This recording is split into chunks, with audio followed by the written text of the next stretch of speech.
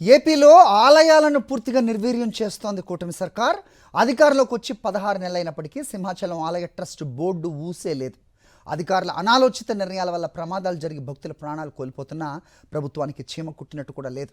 Trust board లేకపోవడంతో అధికారుల ఆగడాలు కొనసాగుతున్నాయనే విమర్శలు వెలువెత్తుతున్నాయి. ట్రస్ట్ బోర్డుకు మోక్షం ఎప్పుడని ప్రభుత్వాన్ని నిలదీస్తున్నారు భక్తులు. ఏపీలోని ప్రముఖ దేవస్థానాల్లో సింహాచలం శ్రీ వరాహ లక్ష్మీ నరసింహస్వామి వారి ఆలయం ఒకటి.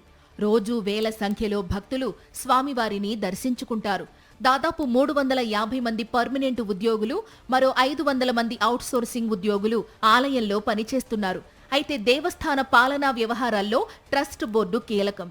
భక్తుల సమస్యలను పరిష్కరించడం, వారికి మెరుగైన సేవలు అందించడంలో బోర్డు సభ్యులు క్రియాశీలకంగా వ్యవహరిస్తారు. అలాంటిది కూటమి ప్రభుత్వం ఏర్పడి 16 నెలలు అయినప్పటికీ ఇప్పటి వరకు ట్రస్ట్ బోర్డు ఊసేలేదు. సింహాచలం ఆలయానికి సుమారు 9,000 ఎకరాలకు పైగా భూములు ఉన్నాయి. ప్రతి ఏడాది హుండీ ఆదాయం 30 కోట్లకు పైగా వస్తుంది. బంగారం, వెండి ఆభరణాలను కూడా భక్తులు సమర్పిస్తుంటారు.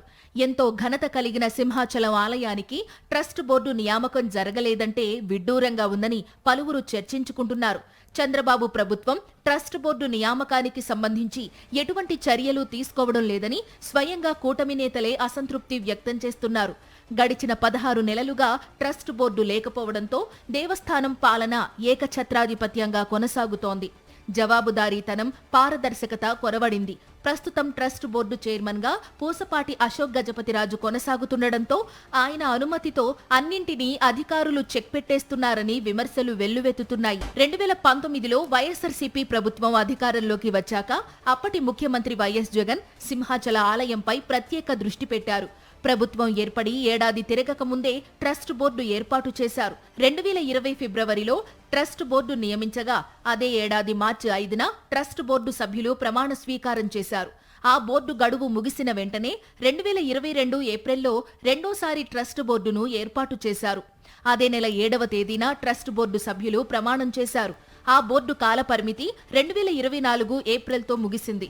అప్పటి నుంచి ఇప్పటి వరకు సింహాచలం దేవస్థానానికి ట్రస్ట్ బోర్డు ఊసేలేదు. ఈ ఏడాది చందనోత్సవం రోజున సింహాచలం కొండపై మెట్ల మార్గంలో గోడ కూలి 7 భక్తులు మృతి చెందారు. దేవస్థానం చరిత్రలో ఇంతటి ఘోర ప్రమాదం ఎన్నడూ జరగలేదు. గతంలో ఉన్న మెట్ల మార్గానికి విరుద్ధంగా దేవస్థాన వైదిక కమిటీ అభ్యంతరం చెబుతున్నా పట్టించుకోకుండా మెట్లు నిర్మించడంతోనే ఈ ప్రమాదం సంభవించిందని ఘటన సమయంలో అంతా చెప్పుకున్నారు.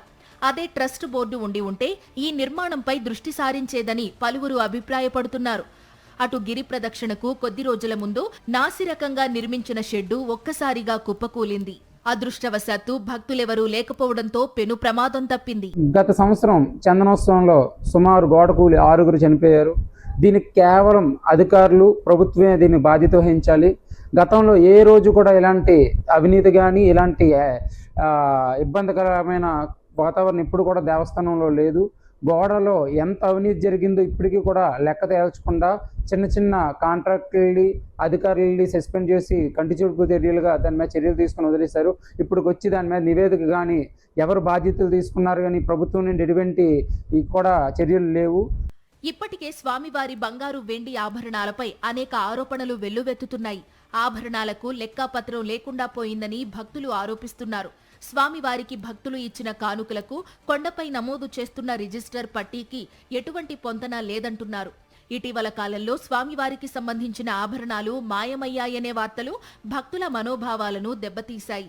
దీనిపై కమిటీని ఏర్పాటు చేసి 5 నెలలు అవుతున్నప్పటికీ ఇప్పటి వరకు కూడా ఎన్ని ఆభరణాలు ఉండేవి, ఎన్ని మాయమయ్యాయి అనే దానిపై ఇప్పటికీ స్పష్టత రాలేదు.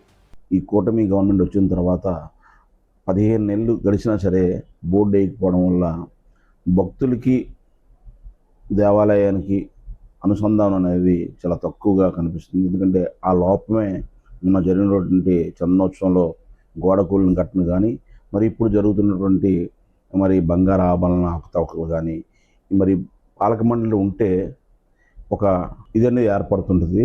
చంద్రబాబు ఎప్పుడు అధికారంలో ఉన్నా సింహాచలం ట్రస్ట్ బోర్డు ఏర్పాటు చెయ్యరనే అభిప్రాయం భక్తుల్లో నెలకొంది. ఇప్పుడు దాన్ని నిజం చేసే విధంగా చంద్రబాబు మరోసారి వ్యవహరిస్తున్నారని అభిప్రాయం వ్యక్తం చేస్తున్నారు కూటమి నేతలు.